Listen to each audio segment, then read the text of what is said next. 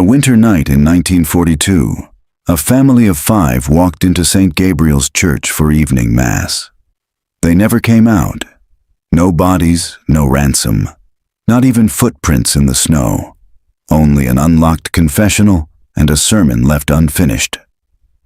83 years later, the discovery of a sealed basement wall rewrites everything the town believed about faith, forgiveness, and the limits of devotion. If mysteries like this keep you up at night, subscribe and follow the investigation. Winter, 1942. Hollows Gate, Maine. Snow fell in slow, deliberate flakes, each one catching the lantern light like ash. The Halloways, Thomas, Evelyn, and their 3 children, walked the narrow path toward St. Gabriel's, their boots sinking into drifts that muffled every sound. The war had made candles scarce, yet the church glowed that night, all its windows burning gold against the black pine forest. Inside, the choir had already gone home. Father Dunleavy waited near the altar, vestments folded, hands clasped tight enough to blanch the knuckles. When the family entered, he forced a smile. "You came, even with the storm." Thomas removed his hat.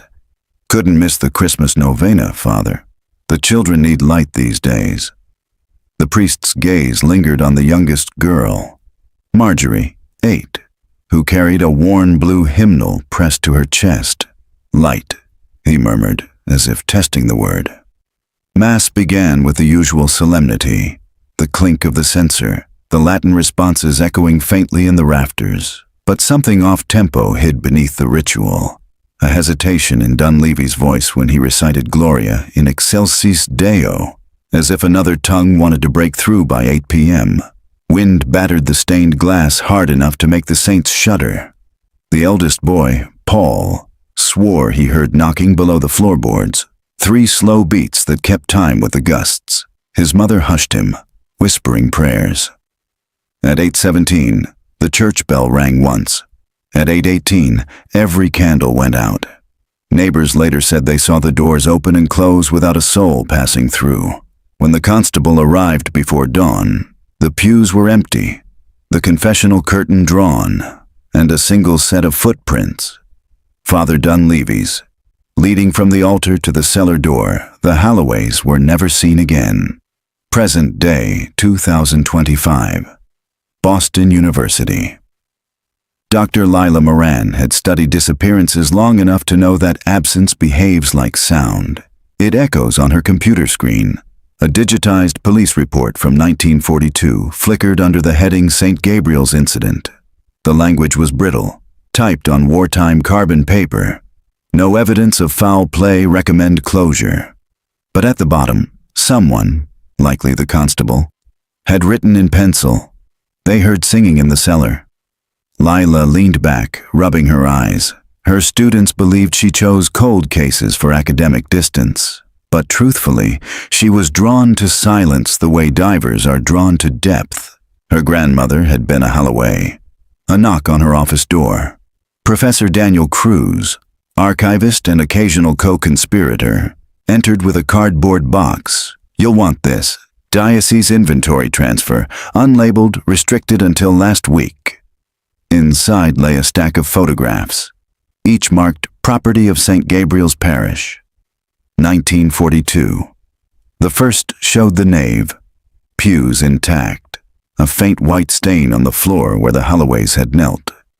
The second, Lila froze, captured a wall mural half covered in plaster beneath the cracks, faint letters curved like a chant. Lux per carnem abiit. Light has departed through flesh. "Was this ever reported?" she asked. Cruz shook his head. The church sealed the cellar after the war, never reopened. That night, Lila couldn't sleep. Snow rattled against her apartment window like fingernails. She played the archival audio Father Dunleavy had recorded weeks before the disappearance, his sermon salvaged from acetate reels. The hiss of old tape filled the room. Then his voice, calm, devout, until the last minute when a whisper bled through the static. Confessio completa non finita est. The confession is complete, but not finished. She replayed it 3 times. On the 4th, she heard something beneath the words, children humming. Morning came gray and airless. Lila packed her recorder, camera, and a printed map of Hollow's Gate. The town was 6 hours north, near the New Hampshire line, barely a cluster of streets on any GPS by dusk. She stood before the church that had outlived its congregation. St. Gabriel's slouched against the hillside, its steeple blackened by lightning, its door chained, snow whispered down in endless veils. She pressed her ear to the door. From deep inside, faint as a heartbeat, came a single metallic clang. 3 beats, then silence. Her recorder captured it. The sound of a bell no one had rung in 83 years.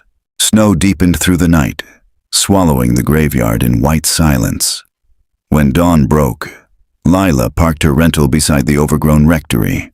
The last priest had died in 1967, the diocese record said. Since then, the parish had been under perpetual maintenance, a phrase meaning neglect made holy by paperwork. She stepped out into the cold. Breath rose like smoke. The church door's chain was stiff with rust, its padlock fused. Her crowbar, borrowed from the university's field kit, slipped once before the lock gave with a sigh that sounded almost human. Inside, air moved sluggishly, trapped decades too long. Dust swirled in her flashlight beam like drowned moths. The pews were intact. A child's mitten lay on the center aisle, preserved by cold and time. She turned on her recorder. Field note, January 18th, 2025, St. Gabriel's Church, Hollow's Gate. Structure sound, signs of occupation, none. Her voice sounded small against the vaulted hush. The altar cloth had rotted to threads. Behind it, a trap door was half hidden under warped floorboards. Its edges showed scratches, as if something, or someone, had tried to claw it open. The hinges squealed. A breath of cold rose from below, carrying the faint scent of wet stone and iron. She aimed her light down the narrow steps, brick walls slick with condensation. A chain hung from the ceiling, ending in a small brass bell. She descended carefully, each step groaning. The cellar wasn't as large as she'd imagined. Just a single vaulted chamber, maybe 15 feet square. Shelves lined the walls, empty but for a rusted chalice and a glass bottle labeled Aqua Benedicta, 1941. Then her light caught something new, faint shapes painted on the floor. Circles within circles, their edges crusted with salt. In the center, 5 handprints pressed into the dust, small, perfect. Arranged in a semicircle. Children, she whispered. A sound answered, so soft she thought it was imagination at first. A sigh or a phrase exhaled between syllables, lumina nobis, light, unto us. Her pulse quickened. She swung her flashlight toward the noise. Nothing but stone. She pulled her camera from her satchel, snapped photos, then crouched to examine the wall where moisture had bubbled the plaster beneath the flaking white paint. Something darker bled through. A fresco, perhaps. She scraped gently. The outline of a face emerged, eyes upturned, mouth open in a silent hymn. A sound behind her, a bell, a single hesitant chime. Lila froze. The brass bell she'd seen earlier now swayed slowly. Though no air moved, her recorder still ran. Note, audible bell tone without external cause. 10:47 a.m. The chain stilled. Silence returned. Except for another noise, faint but distinct. Seeping through the wall opposite the altar foundations, a hollow thud, then a crackle like stone giving way. She pressed her ear to the plaster. Beneath it came a faint hum. Mechanical or human, she couldn't tell. She stepped back and shone her light higher. In the upper corner of the wall, a thin line of mortar had split. Something metallic glinted behind it. She marked the spot on her phone map. The foundation's coordinates matched nothing on the church's blueprints. There was an extra chamber, sealed off completely.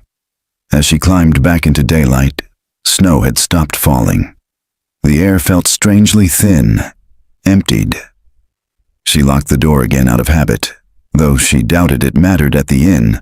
The clerk, an elderly woman with eyes clouded by cataracts, looked up from her ledger as Lila entered. "You came from the church," she said, not asking. Lila nodded. "I'm a historian. Research." The woman's hand paused on the key rack. "People don't research that place. They leave it alone." "Why?" "Because the Halloways weren't the first to vanish. They were just the only ones anyone wrote about." Later, in her room, Lila played back the audio from the cellar. At first, only static. Then the faint bell again, 3 slow tolls, and underneath, a child's whisper almost lost in the hiss. "Confessio completa non finita est." She sat very still. That same Latin phrase had haunted Father Dunleavy's last recording. Outside, wind rose like a breath through the pines. The inn's radiator clicked rhythmically, echoing the bell's pattern. Before she slept, she checked the photographs on her camera. The last one, the fresco's face, looked different now. Where the mouth had been open, it was closed. And beneath it, a new word had appeared, faint as frost on glass. Wait. Morning light came late to Hollow's gate. Frost filmed the window panes, and the inn's radiator clanged like an old heartbeat.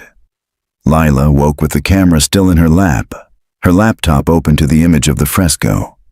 She told herself it must have been a trick of exposure, contrast shift, light refraction. But the word wait remained etched on the stone like breath turned permanent. Her phone vibrated. A message from Daniel Cruz. "You're trending on one of the academic forums. Someone leaked your field permit. Diocese might intervene." "Be careful, Lila." She stared at the message, the unease of surveillance creeping up her spine. "Be careful" wasn't an academic warning anymore. After breakfast, black coffee, cold toast, she drove to the old rectory. A man in a maintenance jacket was unlocking the side gate. His name patch read Howard, the town's caretaker, one of the few paid by the diocese to maintain heritage properties. He squinted at her ID badge. "Boston University? You folks still digging into that old ghost story?" "I'm cataloging parish records," she said, half-truth. "Do any still exist?" Howard snorted. "If they do, they're in the crypt. Not the church crypt, the old rectory basement." Father Dunleavy was a hoarder, kept ledgers for every sermon, every offering plate. "Maybe your answers are down there." He led her through a narrow corridor that smelled of mildew and beeswax. The air grew colder the deeper they went. The door at the end was locked with a key he produced from his coat. "Watch your step," he warned. "Floors soft from flooding last spring." The basement was lined with filing cabinets. Metal warped with rust-dust motes hung thick, visible in the flashlight beam. Lila coughed, covering her mouth with her sleeve. Howard handed her a box of latex gloves. "Knock yourself out. I'll be upstairs if you need a medic." She smiled faintly. "You mean if I faint?" "Same difference."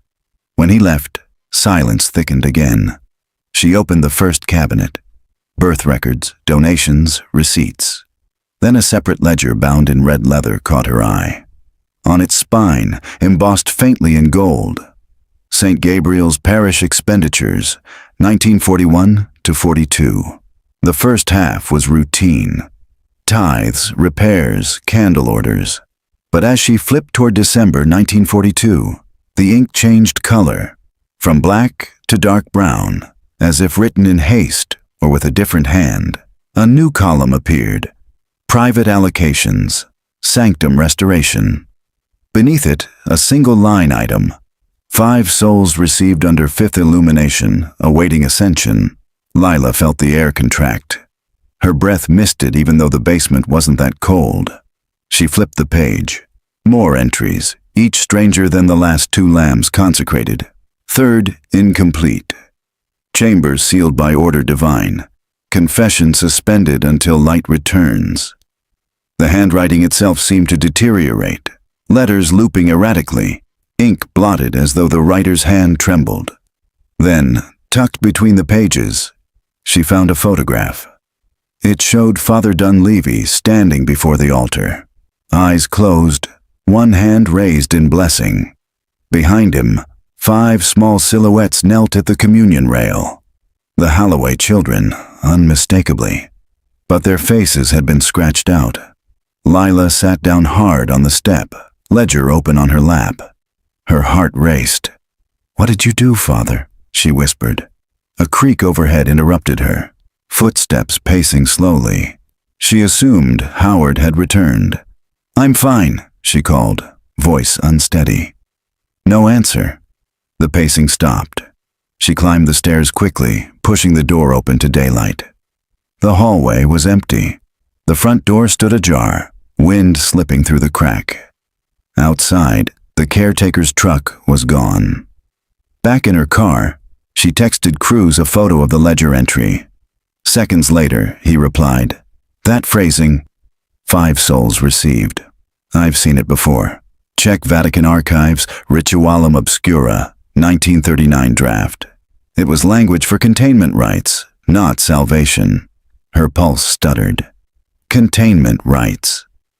As she drove toward the local library, the snow began again, fine needles swirling in the wind. Hollow's Gate had only one librarian, a man named Owen, his posture folded by decades of quiet. He remembered her grandmother's name instantly. "You're an Albright, aren't you?" he asked. "Thomas Halloway's daughter married into that line your people left right after the war. Never came back. I'm researching their disappearance." He looked over his glasses. "You mean the vanishing?" The difference in his tone made her pause. "Isn't that the same thing?" He shook his head slowly. "A disappearance leaves tracks. A vanishing leaves faith." From behind the counter, he pulled a binder of microfilm. There was an article, 1948, Boston Courier, written by a priest defrocked for heresy, claimed the church performed purification rituals here, called it the 5th Illumination. Lila stared at the headline. "The Mass that Swallowed the Living." Her fingers trembled slightly. "Do you have the text?" He smiled without warmth. "In theory, but the reel jammed years ago. Some stories aren't meant to unspool." That night, back at the inn, Lila spread her findings across the bed. Ledger, photograph, notes. Snow pressed against the windows, muffling the world. When she turned off the light, the faint click of a chain echoed from the ceiling. 3 measured beats, like a bell asking permission to ring. The snow didn't stop. It only changed its rhythm, falling softer, as if trying not to be heard. By dawn, the roads of Hollow's Gate were erased.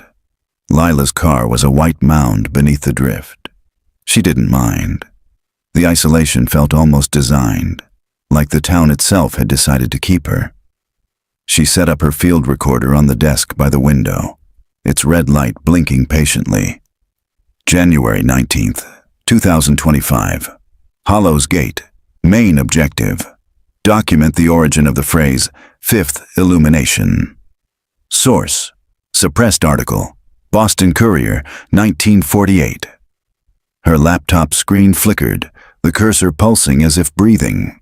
The library had loaned her a scanned fragment of the microfilm. Most of the text was warped or burned, but one paragraph remained clear enough to read. It was said that in certain parishes, priests fearing the approach of darkness invoked the 5th Illumination, an inverted mass where the light of the faithful is taken from their bodies and offered not to God, but to the void they believed he'd left behind. She exhaled slowly. The phrase matched the tone of Dunleavy's sermons, the ones that bled into whispers of light through flesh. A knock startled her. The innkeeper, the elderly woman, stood in the doorway holding a folded envelope. "This came for you," she said, voice nearly lost beneath the wind. "No return address." The paper was brittle, yellowed at the edges. Inside, a single page written in fountain ink. You look for light in the wrong direction. It's beneath the altar. They never left the church. They were preserved.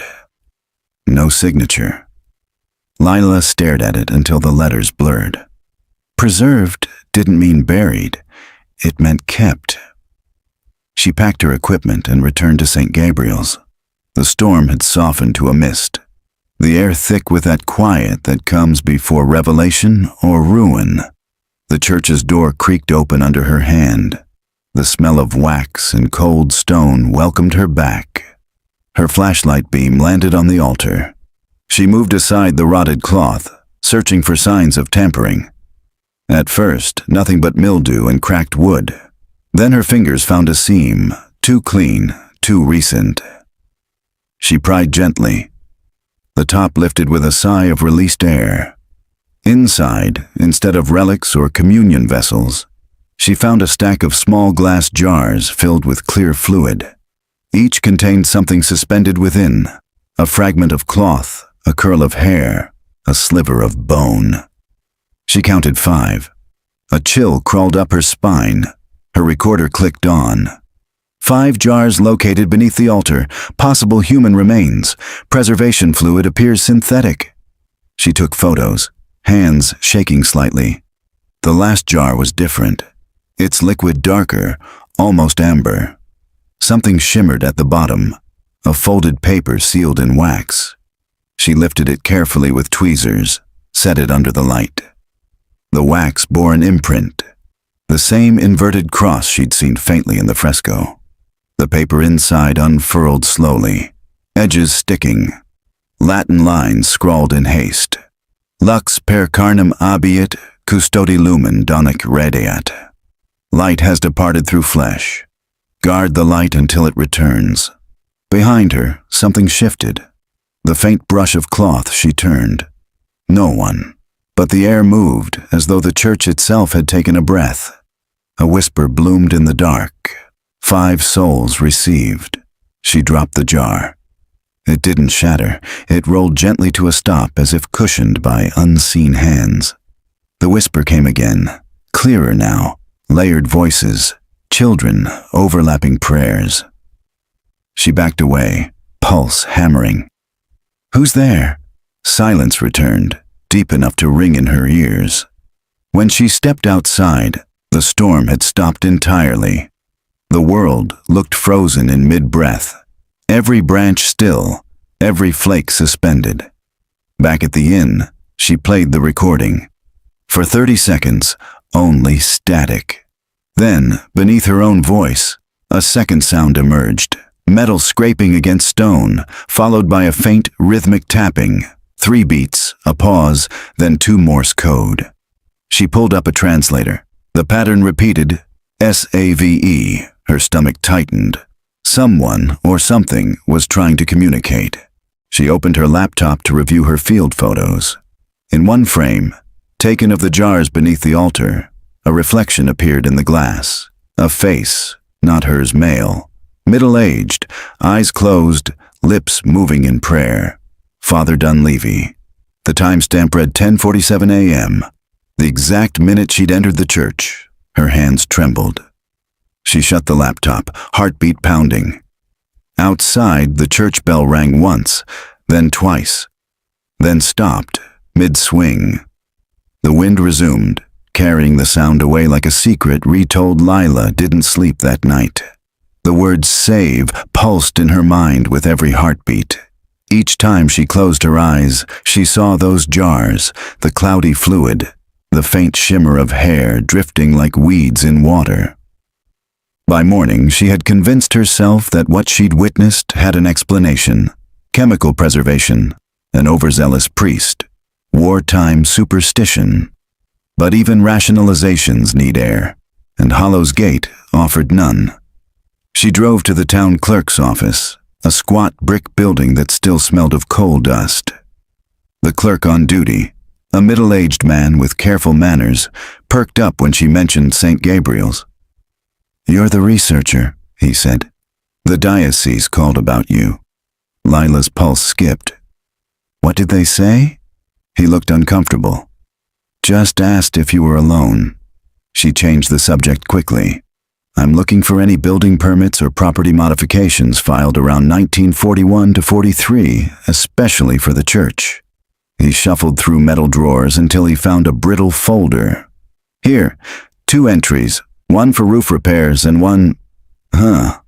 He frowned, reading, Subterranean vault construction. Approved December 41. Contractor signature redacted by ecclesiastical privilege. Vault? He nodded. Means there's another level under that cellar of yours. A second chamber. Her throat tightened. Back at the church, the air inside was colder than before, as though the building remembered her intrusion. The shattered wax seal still lay on the altar. She pocketed it carefully, an artifact that now felt more like evidence. She retraced her steps to the cellar. The air grew dense, metallic. Dust drifted upward as she moved, disturbed after decades of stillness. Behind the salt-stained circle on the floor, she noticed a small grate she hadn't seen before, half hidden under debris. When she knelt to clear it, a current of cold air brushed her face, carrying a faint sweetness, like candle wax in decay. She pried the grate loose and shone her light down. Below lay a narrow tunnel, brick-lined, descending at an angle steep enough to make her stomach lurch. She hesitated. Logic screamed caution. Instinct whispered go. Her recorder clicked on. Secondary structure discovered. Possible expansion of original crypt entering at 1312. She descended, boots scraping metal rungs. The tunnel twisted, then widened into a chamber so dark her flashlight seemed swallowed. The walls were lined with wooden panels carved with names, dozens, perhaps hundreds. Some were familiar, parishioners from the old registers. Each panel bore a small indentation, circular, the size of a coin. At the center of the room stood a stone table draped in decayed linen. Upon it rested a single jar, identical to the ones beneath the altar. Only this one was empty. When she leaned closer, she saw writing scratched into the stone beneath it. Preserve what faith cannot hold. A sound echoed above. Footsteps again, this time heavier. She called out, "Hello?" No answer. The air shifted. A faint flicker of light at the tunnel mouth. Someone else had entered. She turned off her flashlight and waited. The shape that descended was human, carrying a lantern. As it neared, the light revealed a man in a long wool coat, silver hair. Eyes too calm for the moment. "You shouldn't be here," he said softly. "Neither should you." He smiled faintly. "I was here before you were born." Her heart kicked. "Who are you?" "Caretaker," he said, "of the faith that remains." He walked toward the table, setting the lantern beside the empty jar. Father Dunleavy tried to save them. The war took more than lives. It took belief. He thought if he could hold the light inside them, faith would survive the century. Lila's voice came out hoarse. "He preserved them? He preserved hope." The man ran a finger over the carved names. They were willing. Most of them. The Halloways. He stopped, eyes clouding. The ritual required innocence. He mistook purity for youth. She swallowed hard. "Where are they now?" The caretaker looked at her as though the answer were obvious. "Everywhere you've stepped since you arrived. This place hums because they hum beneath it." A faint vibration underfoot proved him right. The low, resonant hum she'd mistaken for wind earlier. "Why tell me this?" she asked. "Because you've heard them. Once you hear, you carry the cord. The diocese calls it contagion of faith. I call it memory." He lifted the empty jar, turning it in the lantern light. One space left. They always leave one. Her stomach clenched. For what? For the one who completes the confession. He set the jar down gently and began to walk back up the tunnel. "Wait!" she called. "Who are you really?" He paused at the ladder, glancing over his shoulder. "The last parishioner." Then he was gone. When she emerged minutes later, daylight was already fading. The door stood open, snow swirling in. The church smelled faintly of burning incense. She checked her recorder. The audio ended the moment the man had appeared. No voice, no footsteps. Just a deep, steady hum that lasted 7 minutes. Her phone vibrated. Another message from Cruz. "Lila, stop whatever you're doing." The diocese pulled the archive access. "Someone's coming for the materials." She looked toward the altar. The 5 jars were gone. Only the 6th, the empty one, remained. By the time Lila reached her motel, night had settled into a heavy blue hush. The snow outside pressed against the windows like breath. She sat on the edge of the bed, the recorder still in her hand, listening again to that endless hum. There was a pattern beneath it, too structured to be random, too measured to be wind. 5 notes, then silence, then 5 again. Her fingers shook as she transcribed the timing on the notepad, 5 short, 5 long. Morse code. The letters spelled OPEN. She closed the recorder fast, as if it might bite. The bathroom mirror caught her reflection, drawn, pale, the ghost of her composure eroding by the hour, the caretaker's words replayed. One space left, the one who completes the confession. Was that what the hum wanted? For her to open something? Sleep came late, restless, filled with half-formed dreams of faces behind glass. When she woke, her phone buzzed with another message from Cruz. "Cruz, diocese sent an agent. Said they're reclaiming church property. Don't go back there."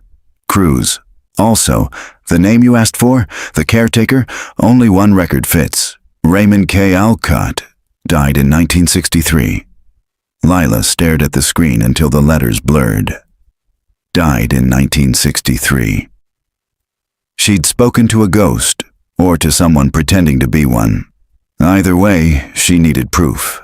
By noon she was back at St. Gabriel's. The door had been bolted, but fresh tire tracks cut through the snow. Inside, the air carried that same chemical sweetness. Footprints, large, booted, tracked toward the cellar. She followed them down. The room was altered, every surface scrubbed clean, the salt circle washed away, the shelf empty. The single remaining jar was gone.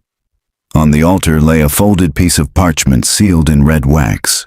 Her name was written across it in looping black ink. Dr. Lila Monroe. Her throat tightened as she peeled back the wax. Inside, a single line of text.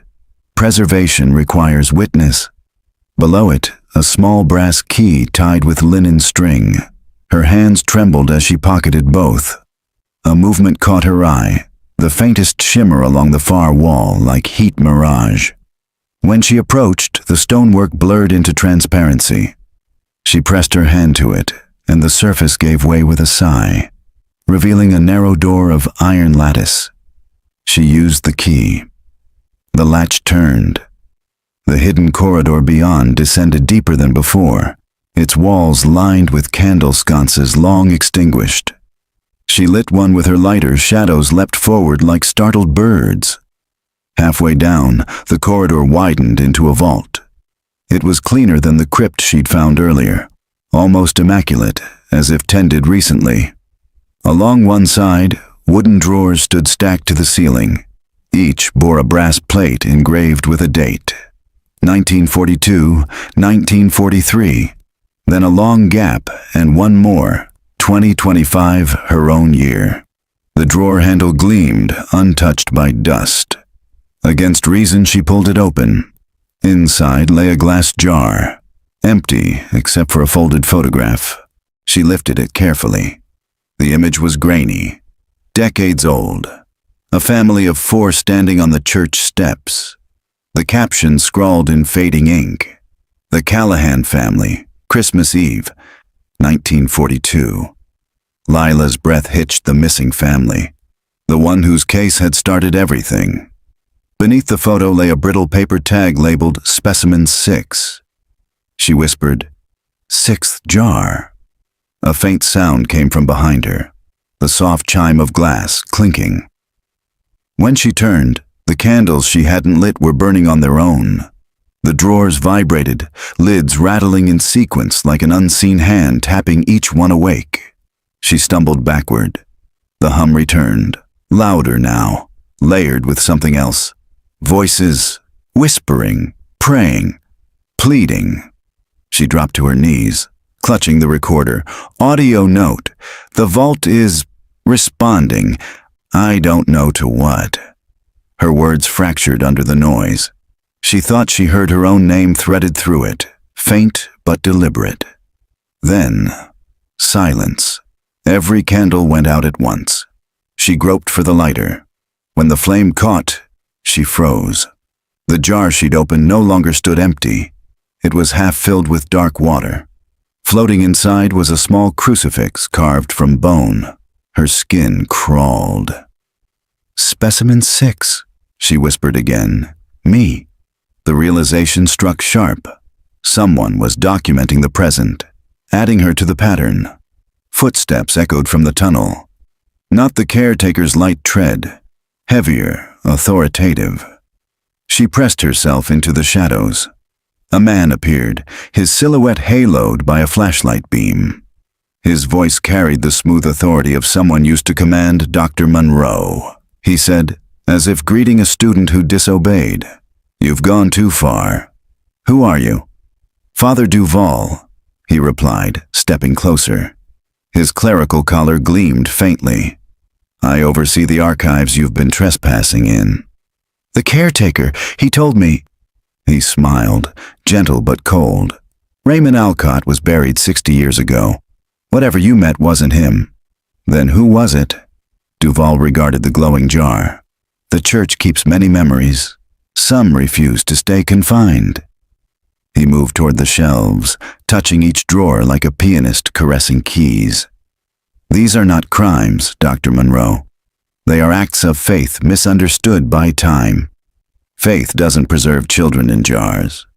Faith preserves what flesh forgets." He stopped at the open drawer, looking down at the jar labeled Specimen 6. "It seems the pattern continues." "I'm not part of this," she said. "Oh, you already are," he replied softly. "You've opened what the war began. The church will need you to close it." He turned toward the tunnel. "Leave, Dr. Monroe. Take your notes, your recorder, all of it. The vault will seal itself soon. And if I don't? Then you'll join them." His voice echoed as he disappeared into the dark. She stared after him, pulse hammering. The candle flames guttered, their smoke curling into shapes almost human. She ran. By the time she reached the surface, the church doors had shut themselves. A deep grinding echoed below, stone shifting against stone, sealing whatever lay beneath. Outside, snow fell again, thick and silent. Lila stood in the drifts, gasping for breath, the photograph still clutched in her fist. The family's faces blurred beneath melting snowflakes, but their eyes, even through the fading image, seemed to look straight at her. The drive back to Hollow's Gate took less than 15 minutes, but the clock on Lila's dashboard said an hour had passed. The roads were slick with sleet, and the radio flickered between dead static and faint organ hymns. She pulled into the motel lot, headlights washing over a second car parked beside hers, an unmarked black sedan, engine still warm. Someone had arrived while she was gone. Inside her room, the air was disturbed. Her notes, once scattered across the desk, were now neatly stacked. The recorder sat in the center, the red light blinking. It had been turned on in her absence. She pressed play. At first, only silence. Then, faint breathing after a pause, a man's voice. "Father Duval's. You have something that belongs to us, Dr. Monroe. The archive was not built to contain sin, only to remember it, return what you took, or memory will find you first." The tape clicked off. Lila backed against the wall, breath sharp. He'd been here. He knew everything she'd seen, and yet The threat sounded less like menace and more like prophecy. Her reflection in the window looked fractured by frost. She thought again of the jars, the way each face had seemed suspended between prayer and drowning.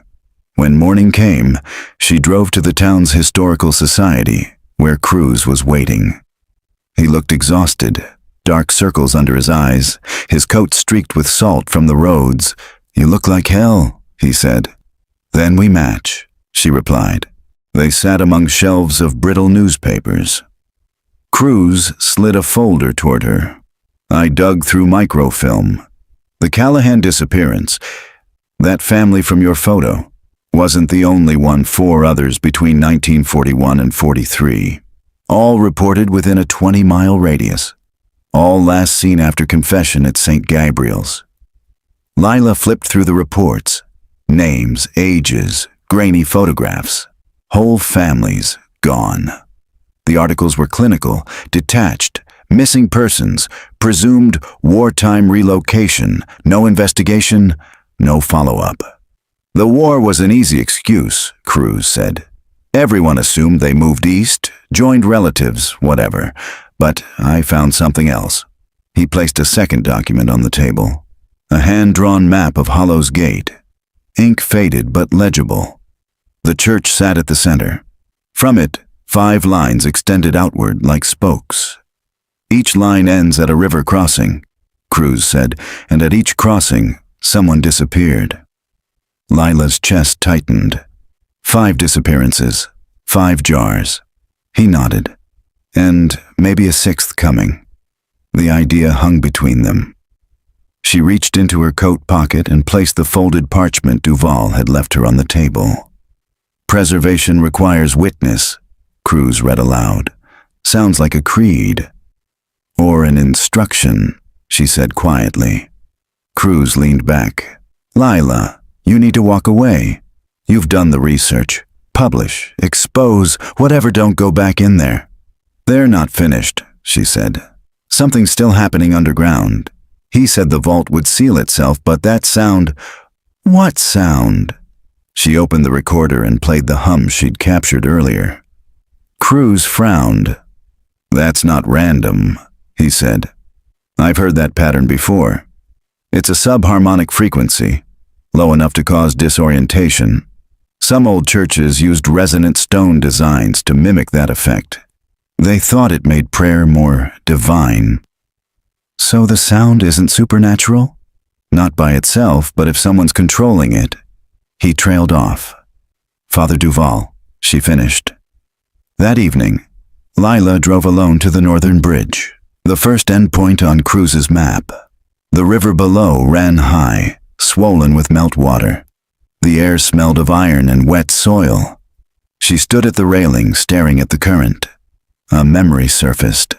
Her grandmother's voice from childhood, reciting a prayer she'd never understood.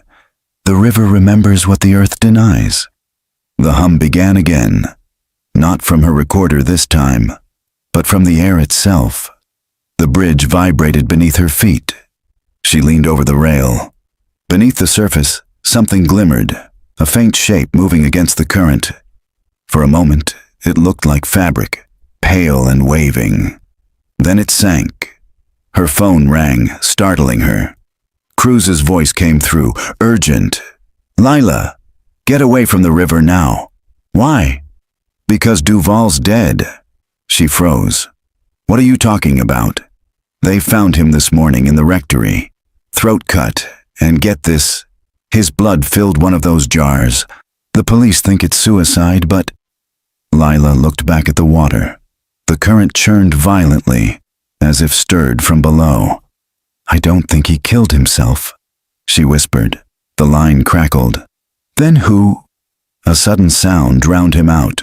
Not static, but a low bell tolling from somewhere deep beneath the river. Lila dropped the phone. The bridge shuddered, rivets groaning. She stumbled backward as cracks raced along the asphalt. A section of the railing tore free, crashing into the current below. The bell tolled again, louder, closer. Then silence. The river smoothed, as though nothing had happened. Lila retrieved her phone. The call had ended, time-stamped 1 minute past midnight. The screen flashed with a new text. Unknown number. Return to the vault. Bring the witness. She stared at it until the chills sank deep into her bones. The next morning she found Cruz waiting outside her motel. He'd packed 2 cameras, a flashlight, and a revolver. I figured you wouldn't listen, he said. You figured right. They drove through the slush toward St. Gabriel's, the rising sun burning through the fog like a wound. From the ridge above, the church looked smaller, humbled by the land, but smoke curled faintly from its chimney, as if it were alive again. Cruz parked on the frozen grass. If someone's still down there, then we finally ask why, she said. The front doors opened before they touched them. The air that spilled out was warm, almost welcoming. Together they stepped inside. The nave glowed with candlelight. At the far end, the altar was restored, the jars returned, all 6 of them, filled and sealed. In the flickering light, the faces inside the glass appeared serene, almost holy. Cruz whispered, "Oh God." Lila moved closer. Her reflection merged with theirs, and just for an instant, in the shimmer of the glass, she saw the Callahans. And behind them, herself. The nave smelled of resin and candle smoke. Wax dripped in slow rivulets down brass holders, collecting like amber at the base. The 6 jars gleamed beneath the altar, refracting the flickering light until it looked like the entire floor shimmered. Lila's pulse thudded in her ears. She turned to Cruz. "Record everything." He raised his camera, lens trembling slightly. "You think they'll stop us?" "I think they've been waiting."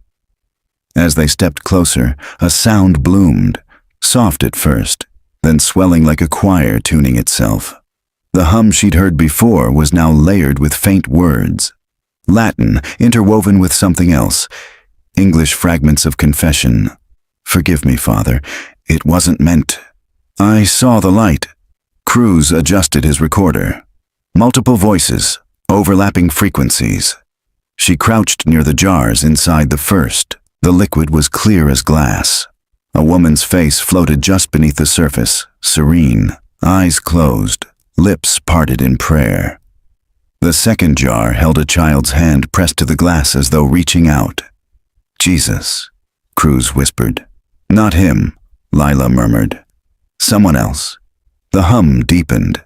The 6th jar, the newest, vibrated against the altar stone, a faint ring spreading outward. Then, without warning, the church doors slammed shut. Wind roared through the rafters. Candles flared higher, their flames bending toward the altar as though pulled by a breath. Cruz grabbed her arm. "We need to get out." "Wait." Her gaze fixed on the jars. The liquid inside was rising, boiling without heat, bubbles tracing shapes that almost resembled words. One of them surfaced briefly, clear and unmistakable. "Witness." Cruz's camera light flickered. "Lila, look." In the reflection of his lens, the air behind them shifted. Figures materializing in the aisles, half shadow, half light. Parishioners in 1940s dress, faces luminous with devotion, their mouths moving silently. "Are you seeing this?" he whispered. She nodded slowly. "They're reenacting it, the last mass." At the altar's far side, a priest appeared, robes pristine, head bowed, Father Dunleavy. His movements deliberate, slow, as he raised an invisible chalice. The congregation knelt in unison. Lila felt her knees weaken, as though gravity itself demanded reverence. Cruz gripped her shoulder. "Don't kneel." The air vibrated harder, the hum turning into a sustained chord that rattled the windows.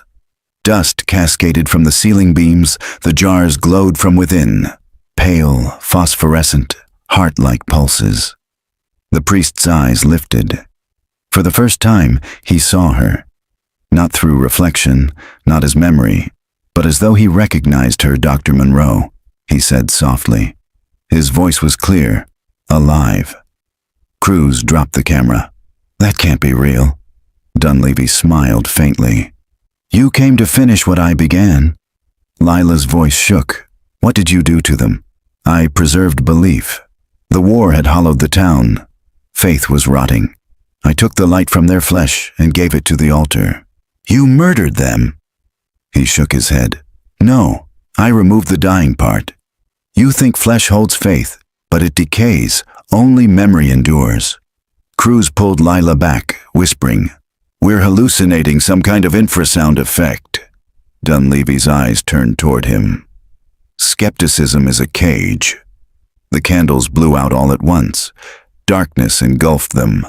Thick, physical. In that darkness, Lila heard breathing. Hundreds of shallow, synchronous breaths.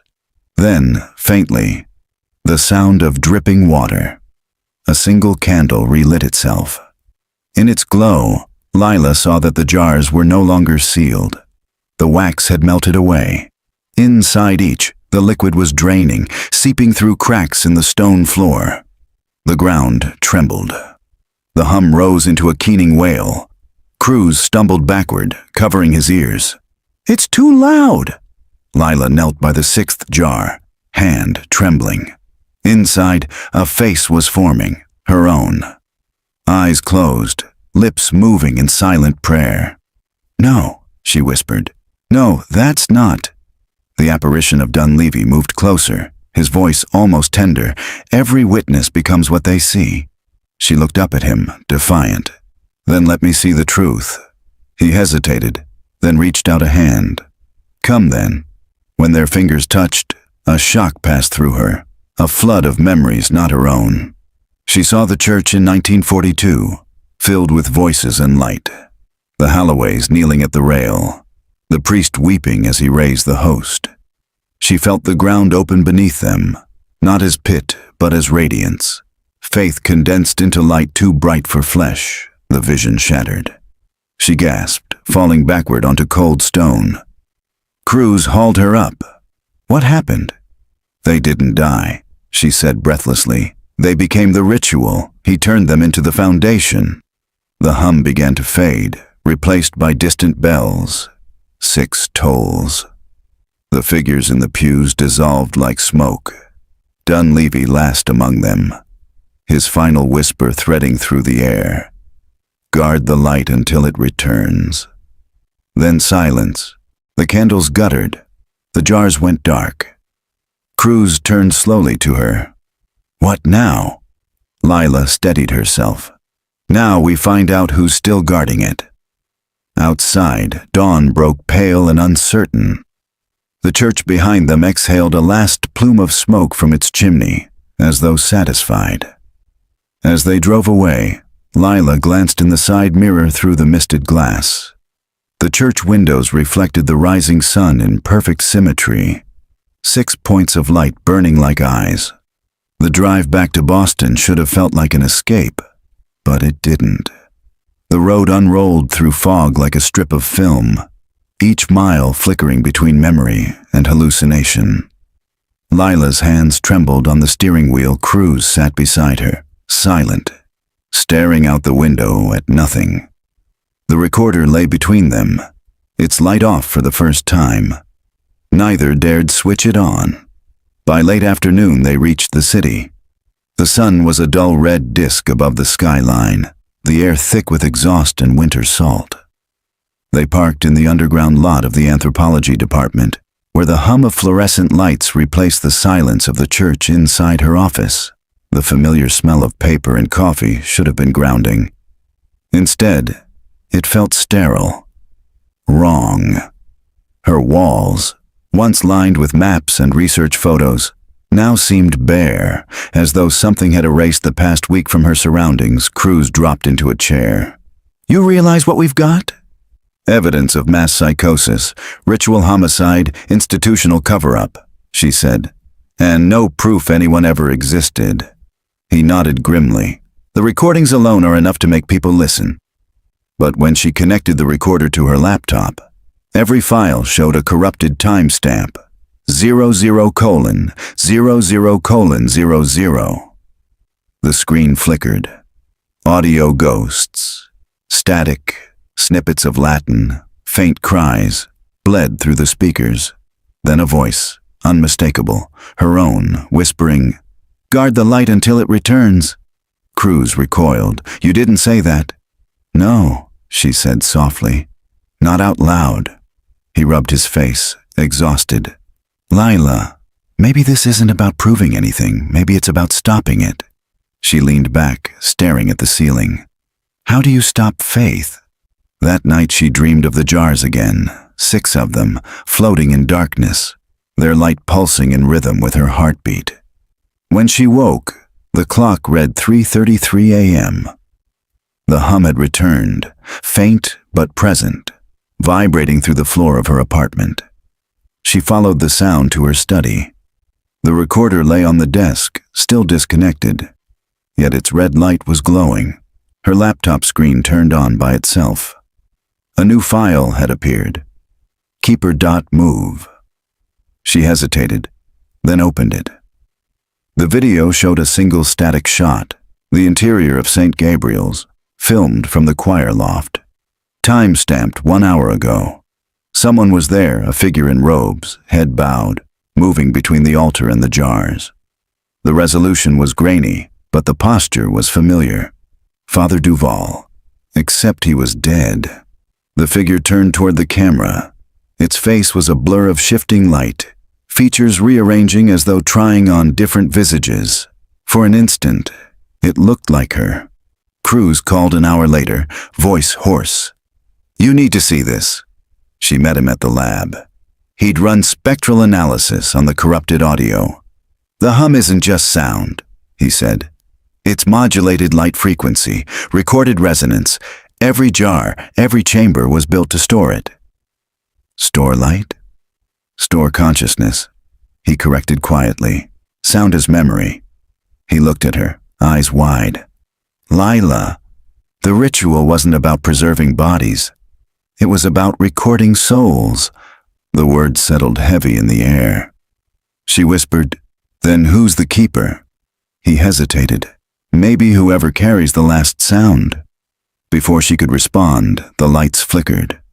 Every monitor in the lab blinked to the same image, 6 circles of white light pulsing in unison. Then text scrolled beneath them, in that same looping, elegant script she'd seen in the altar's carvings. "Lux per carnem abiit. Light has departed through flesh." Cruz yanked the power cable. The screens went black. "It's spreading through the network." Lila stared at the dark monitors. "It's not data, it's the pattern." They stood in silence, the hum deepening around them. Somewhere, far below the concrete, something metallic rang. A single chime, faint but certain. "The bell," Cruz whispered. Lila's phone buzzed. Unknown number again. One text. "Return to the river before dawn. Bring the light." She looked at Cruz. "They're pulling us back." "Then we don't go." But she was already moving toward the door. "Lila, stop," he called. She turned, eyes distant. "I think I already went." Outside, the city had gone eerily quiet. Snow falling without sound. Streetlights flickered in slow rhythm, 5 short, 5 long Morse, again. OPEN. When she looked back toward the skyline, she saw it. 6 beams of faint white rising through the mist, aligning perfectly above the horizon like a constellation reborn. She whispered, "The vault's opening." Cruz grabbed her arm. "If you go back, you won't come out." She met his eyes, calm now. "Maybe that's the point. Someone has to close it from the inside." He stepped back, shaking his head. "You don't even know what it is." "Yes," she said softly. "I do. It's faith that forgot where to die." She turned toward the North Highway, where the dark shape of the river cut through the snow like a wound. And as she drove into the fog, the 6th beam flickered brighter, like a heartbeat answering her own. The road north wound through pines like a thread pulled taut. Snow fell sideways in the beam of Lila's headlights, a silver current against black. The hum was constant now, vibrating through the steering column. A low resonance that made her bones ache. Dawn pressed faintly behind the clouds. The sky was the color of lead. The horizon, a bruised violet line where land met the frozen river. She stopped at the bridge where she'd first heard the bell ice crusted the guardrails. The water beneath sluggish and dark. The current seemed slower than before, heavy with something unseen. She turned off the engine. Silence rushed in. A silence that wasn't empty but listening. From her coat pocket she took the brass key and the folded parchment. Preservation requires witness. The phrase felt less like instruction now, more like inevitability. Behind her, a pair of headlights appeared in the distance. Cruz's car. Of course he hadn't let her come alone. He pulled up beside her, window rolling down. "You couldn't wait until daylight?" "It is daylight," she said. He looked at the river. "So this is where it ends? Or starts?" They stood side by side on the bridge. The air hummed. The ice cracked faintly below, forming circular fissures that drifted outward like ripples from an unseen center. Cruz's breath fogged. "I checked the topography. There's a drainage tunnel beneath the north bank. Runs directly under St. Gabriel's foundation." Lila nodded. "The river and the church are the same system. He built them to feed each other." He frowned. "You mean Dunleavy?" She didn't answer. Her eyes had found something near the bank. 6 stone markers half buried in snow, arranged in a curve. She climbed down the embankment, boots crunching on frozen reeds. The stones were carved with names she recognized. Holloway Callahan. Dunleavy. The 6th was blank. She reached out to brush snow from its surface. Beneath her hand, letters began to appear, not carved but emerging, as though written from within the stone itself. Lila Monroe. She froze. Cruz's voice echoed behind her. "Lila, back away!" But the ice beneath her feet groaned. Cracks shot outward in all directions. Water surged up through them, black and cold, swallowing the markers one by one. Cruz grabbed her arm, pulling her back toward the bridge. The water followed, rising unnaturally fast, churning though the air was still.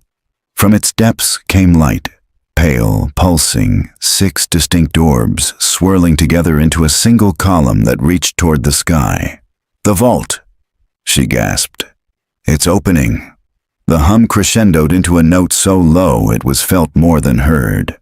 The river's surface split, revealing a spiral of steps carved into stone, descending into the glowing current. Cruz stared, speechless. "That wasn't there before." She turned to him. "Stay here." "The hell I will." "Daniel," she said quietly, "you're the witness now. If I don't come back, tell them the light wasn't divine. It was desperate." Before he could stop her, she stepped into the water. It burned with cold and heat at once, a sensation beyond temperature. The light wrapped around her legs, pulling her gently downward. She descended the stone steps, each one slick with algae and age. The walls glowed faintly with the same carvings she'd seen in the church, spirals of Latin and symbols of inversion. At the bottom, the tunnel widened into a chamber she'd never imagined.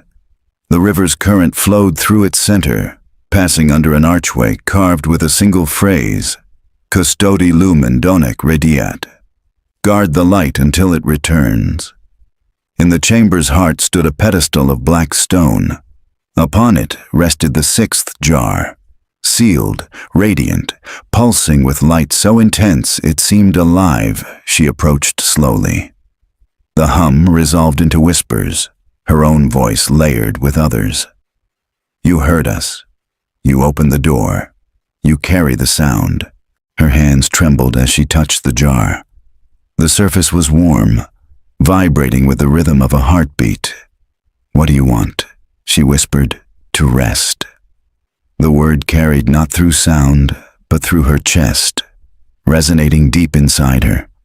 She lifted the jar. The light flared brighter, spilling over her fingers like liquid fire. Visions surged. Faces, memories not hers, moments of prayer and terror entwined. She saw Father Dunleavy sealing the vault, tears streaming down his face. Saw the caretaker carving names into the stone. Saw Duval kneeling before the river, begging forgiveness from something that could not answer. Then the light dimmed. The jar cooled. She placed it back on the pedestal. "It's done," she said softly. "You're free."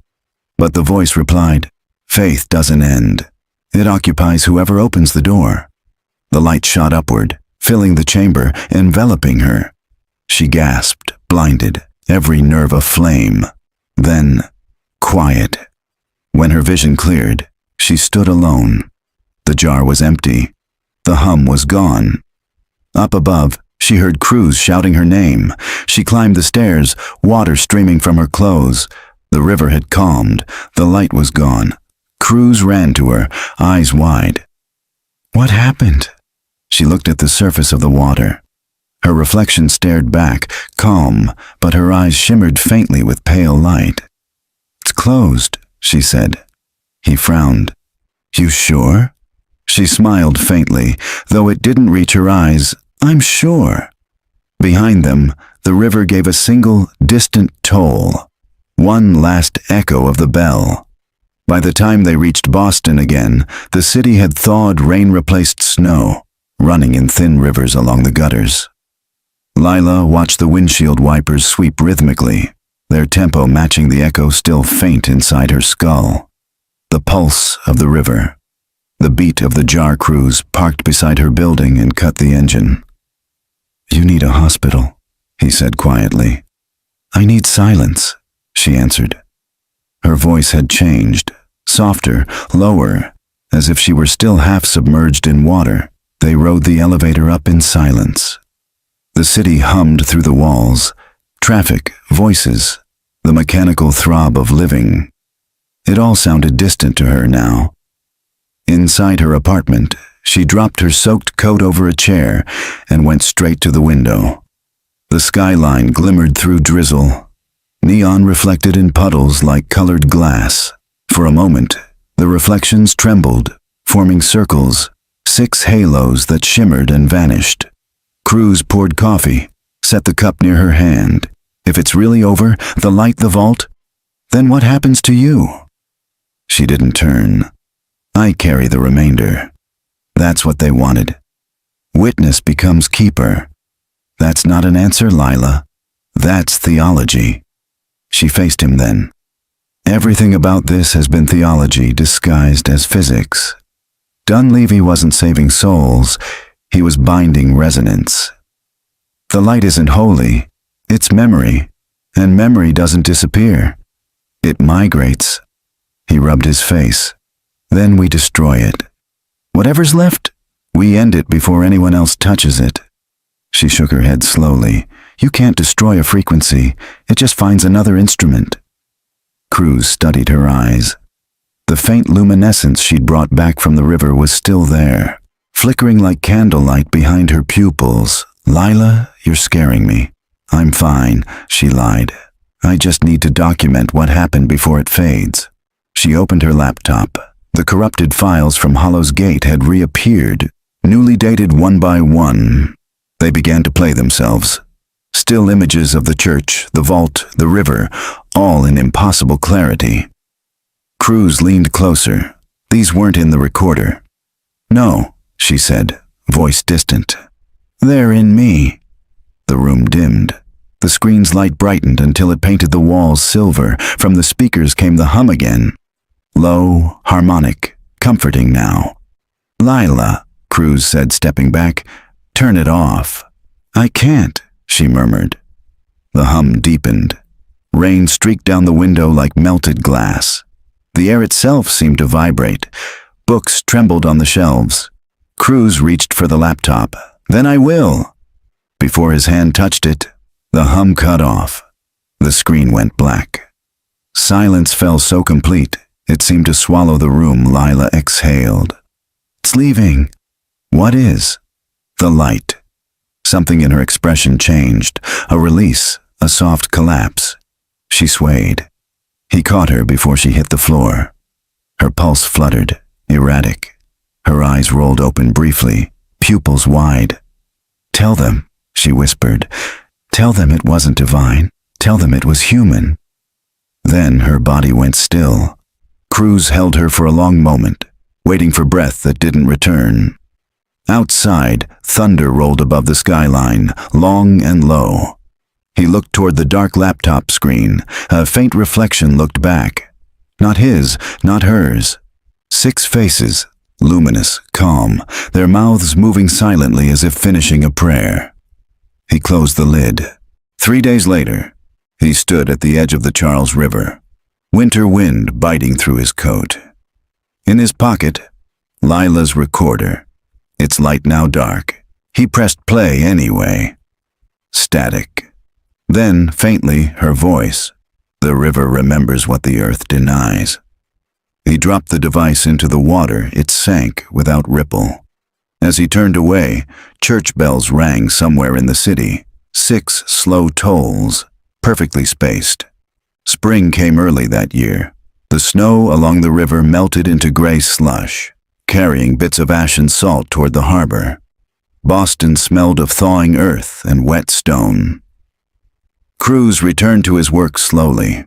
Lectures, papers, the rhythm of normal life. All of it felt borrowed, like he was acting a part he no longer believed in. The memory of Lila's last words clung to him. "Tell them it was human." One night he stayed late in the department archive, cataloging old magnetic tapes from a donation. The room was silent except for the whisper of reels turning. He almost didn't notice when the air began to vibrate. A single note rose, soft, familiar. The hum. He froze, heart hammering. The sound came from one of the unlabeled boxes. Inside lay a spool of film, brittle with age, tagged only Hollowsgate 1942. He threaded it into the projector. The bulb flickered on, throwing light onto the wall. The footage was grainy but intact. The Halloway family walked toward St. Gabriel's, snow swirling around them. The camera panned to the open church doors, golden light spilling out. Then the image trembled, overexposed, until the screen was pure white. When it cleared, the scene had changed. The church was empty. The same angle, the same frame. Only dust and shadow remained. A voice whispered through the speaker. Lila's voice. "Every witness becomes what they see." The film burned out, leaving a circle of smoke on the wall. Cruz stepped back, shaken. On his desk, the surface gleamed faintly, reflecting 6 points of light that had no source. They hovered there for a moment, then drifted upward, dissolving into the dark. He exhaled, whispering, "Rest now." But deep in the silence, the hum persisted. Steady, eternal, like breath beneath the floorboards of the world Hollowsgate never reopened. The church was condemned, the site fenced off and left to rot. Locals said the river shifted course that spring, swallowing the north bank entirely. Fishermen avoided the water, claiming it sang under the ice. A year later, an anonymous package arrived at the Boston University archives. Inside was a small glass jar filled with clear liquid and a folded note. The handwriting was unmistakably Lila's. Preservation complete. Faith returned to flesh guard the light no more.